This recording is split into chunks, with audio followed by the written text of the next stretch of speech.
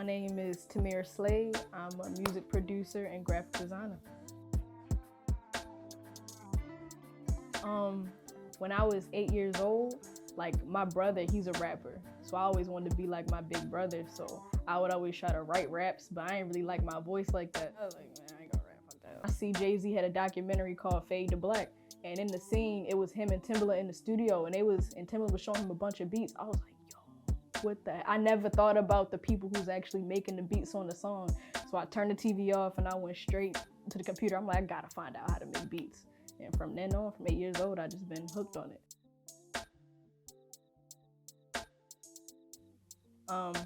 You definitely need to be organized. Definitely need to be organized.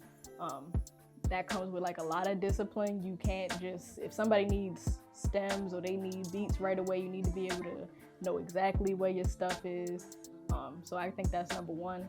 Number two, you need to, I feel like you need to have understanding of the business, because it's a lot of shady people, but it's also a lot of good people, and you can talk yourself out of a lot of opportunities if you don't know what you're doing. I've done that before, like giving people money that I didn't really need to. I'm paying for blog posts, you know what I'm saying? People scamming me, like I've gone through all of that. So just really being on your P's and Q's on that.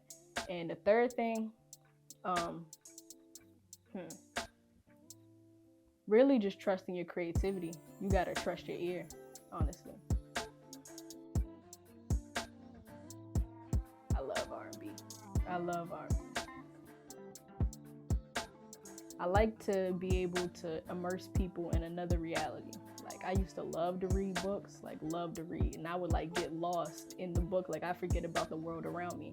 And I feel like that's what any medium of art, whether it's a film, whether it's music, like you can get lost in it.